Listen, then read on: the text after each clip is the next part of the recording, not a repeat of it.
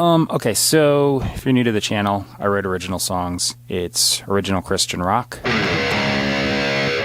And this is my guitar sound. I'm just using some plugins. I have Audio Assault. I have a template that just has a bunch of tracks on it, and I got slightly different amp models on them, and they're all panned and whatnot and set to the levels I need. So you're not going to see too much mixing because I can kind of just plug in and play. I have a drum loop going. That's just used to keep time until I actually play the drums for real. Right before I turned on the camera, though, I came up with something, and it's like kind of heavier.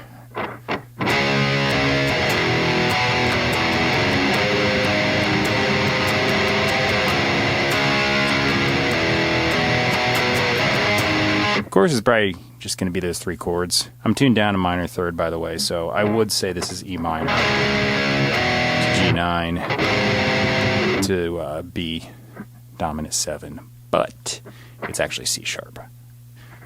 C sharp minor to E9,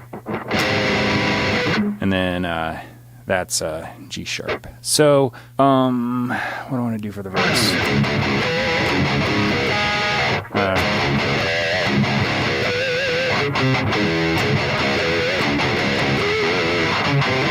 Something along those lines. I might do an intro. Well, I have something that's just like a heavy riff. I might save it for the bridge or do an intro. I'm not sure.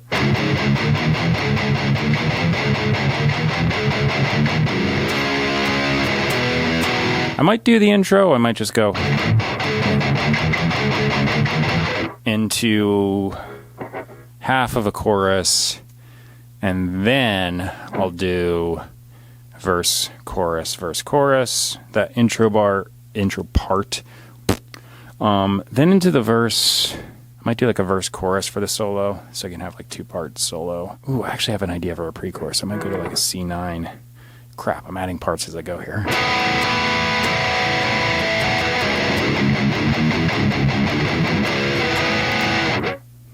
That just popped into my head. That might sound good. And then I can go.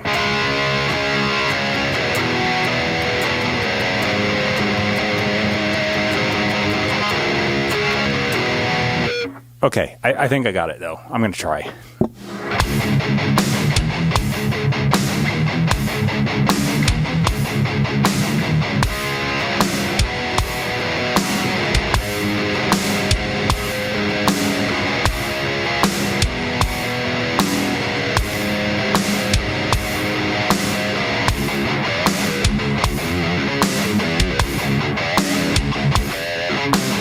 Right side, you know, creating a stereo image and stuff. So yeah, I'm just gonna double track the guitar, have a slightly different amp sound. I'm gonna try and remember what the heck I played because I deviated from what I even said before I started. So yeah, it wasn't anything like crazy difficult, but I just have to remember in order what I did. So here I go.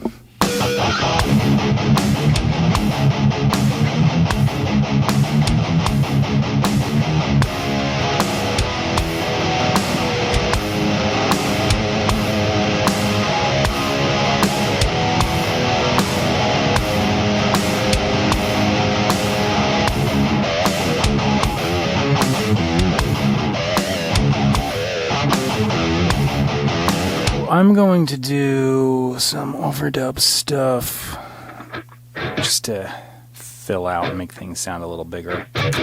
So, here I go.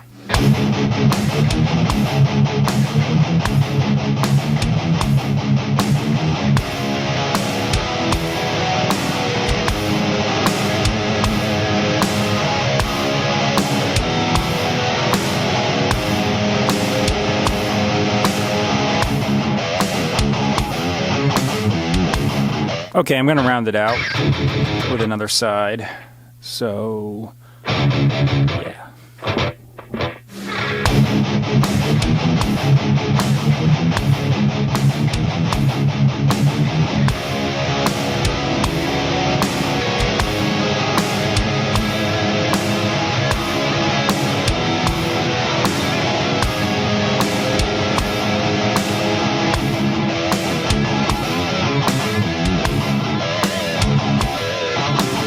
I was debating doing more overdubs, but I think it's going to start to get cluttered. I'm just going to do an improvised guitar solo.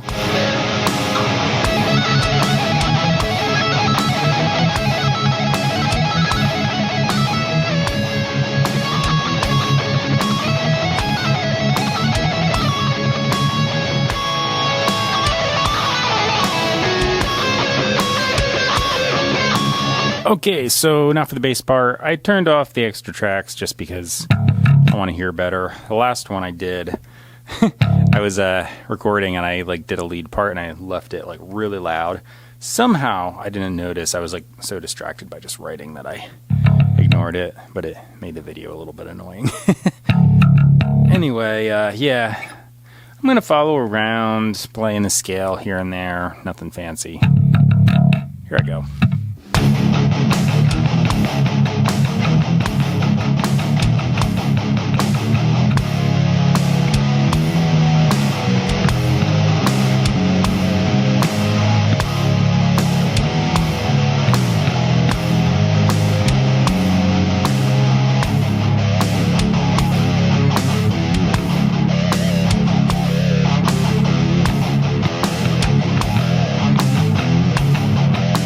I'm going to record the drums because it's about that time.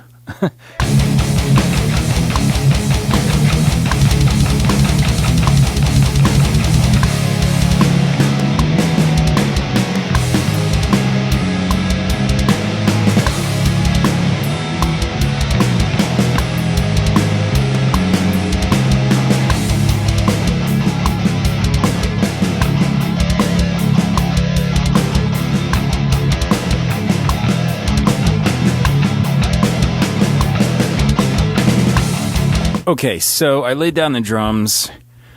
I just kind of went past the end of the song when I was playing the drums, and it was kind of like a happy accident, because then I was like, all right.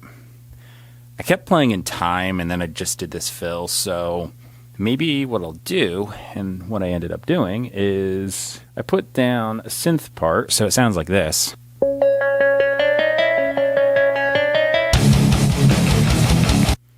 Perfect. So I'm going to have that play. I also just came up with a verse, a pre-chorus, and a chorus. They're going to overlap each other, so I'm going to do them separately because, yeah.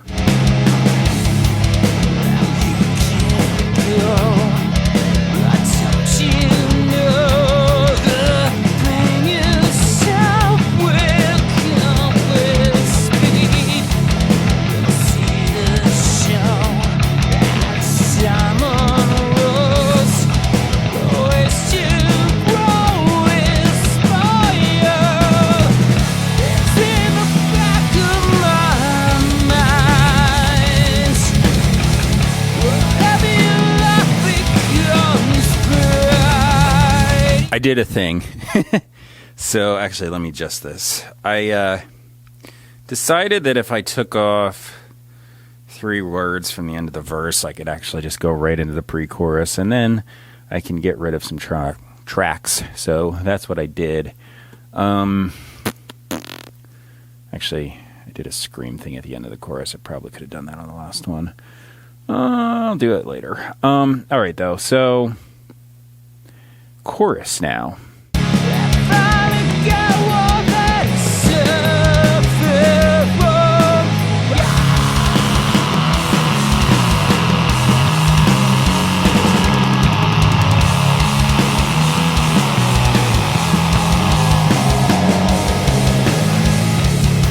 That worked. Actually, let me get rid of my headphones. I don't need them now that I'm not singing because I don't have to worry about the bleed through so much. Vocals are finished up. I did the last chorus on its own. It didn't occur to me to keep going that first time, so yeah. But I managed to condense it because I was originally going to do verse, pre-chorus, and chorus separately, and I managed to condense it down to verse, pre-chorus, and then just a chorus one. And then just because I had the extra track, I just did a kind of like a higher harmony on the very last chorus, so that one will just be a little bit different than the other two. That should work out. I got a little bit of tweaking to do with that. But yeah, I just compress it, EQ, and throw some reverb on it, that kind of thing. And wherever I'm doing this fry scream things, the trick is to actually put on clip distortion, which is a plugin that's free with Logic. And then I have a tube screamer sim. I put both of those on the vocals, and I just automate it on and off when the screams happen. And instead of bah, it sounds like I'm screaming my face off. The lyrics will be in the description box. They're always about my faith. So I said earlier, this is Christian rock. The general gist of my songs is that I'm just kind of like singing something, like just saying thanks to God somehow, and it's not always like so obvious in the lyrics, and sometimes they're just nonsense lyrics that fit the line, so don't read into that too much, but you know, it's that general idea. The middle link you're going to find, so I'm kind of going in reverse order here, so the lyrics, then you're going to find the link above that. That's a Linktree link that takes you out to where you can purchase and stream my music from all of the different sites that distribute music online. And then above that, I always put in Faith Center, Glendale, California. It's actually pastormosesscott.com. And if you follow that link, you're going to find really, really excellent teaching, just in case anyone is interested in the whole Christianity thing. Because I find that a lot of people that are supposedly pastors and teachers and all that sort of thing have no freaking clue what they're talking about. They're just a bunch of a-holes that are trying to make a name for themselves, trying to make money and or whatever else, you know, and it's just really bad. Anymore, you just can't find anyone that's actually for real without really, really, really searching for it. I'm just putting that link there so you can find something without having to do a lot of searching if you happen to come across my videos. So, yeah, if you go there, what you're going to find is non-denominational biblical teaching where they really dig deep into the entire Bible in context, take the whole thing into account, and they go into the original languages and just translate from the original languages. Basically just try and figure out exactly what the writers were trying to convey. Like I said, there's no like agenda to it. It's just figuring out what it actually says, what it actually means. And once you do that and you realize what actual Christianity is versus what you see in 99.999% of the world out there, it's like the complete polar opposite. You'd be shocked. Being a Christian just entails faith, and specifically faith in Jesus, that what he did on the cross is what redeems us, you know, reconciles us back to God, because all of us are in a sin nature, in a sin state. So the people out there that are like, oh, these people are sinners and they're going to hell, every single person that has ever walked the earth, except for Jesus, is a sinner. So making lists of sins and then classifying people as being worse sinners than you is idiotic. We're all swimming in the cesspool, and you're just pointing at the other guy and saying your poop stinks worse than mine because yours is on your head and mine is on my shoulder. Like, it's just ridiculous. You can't be worthy. You can't be good enough. But Jesus took the penalty for our sin nature because he fulfilled the entire law of Moses, which God gave basically to prove to mankind that we can't live up to the standard because no one was able to completely fulfill the law. Like the original lie in the garden was, by knowledge of good and evil, we could be like God. We failed miserably at that. We failed at the law that he gave to us to prove that we can't do it. So he sent down, you know, his son, basically himself in the flesh, and he did it perfectly. So he had a righteousness of the law because he did, and because he was taking on this, you know, sinning flesh nature, but without having the sin, he was worth enough to pay for all of us. So he went willingly, gave himself up as a sacrifice, and all of our blame could get put onto him because that's what God does. He looks on us as if we're his son and we're blameless. But the catch is you have to walk in faith. So without that faith, there's no connection. God is basically trying to have a relationship with us. It's not a religion. So religion doesn't do anything for you. All the traditions, the rites, the rituals, the ceremonies, they do jack squat. God is looking for a relationship with you, and once you have that relationship based on faith and trust and love, the Holy Spirit is placed inside you. And you don't have to do anything except for faith and trust in God. Faith is higher than belief. Faith is action based upon belief, sustained by confidence, and I probably messed that up, but something like that. Just look it up.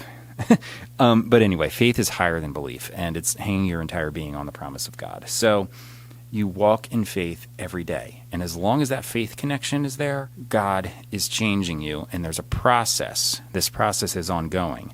This is a changing process. The new life that's placed within you is growing, and as it's growing, it keeps bringing out more and more traits of the new life. But if you disconnect that faith, you're disconnected from the source, and that's it. You can always reconnect, but I want to advise disconnecting in the first place because, you never know what's going to happen each day. Anyway, if you're in any way interested, that's the deal. None of us are worthy. You don't have to change your behavior either. You don't have to be a better person or any of that stuff. You just come to God as you are. And I don't care what.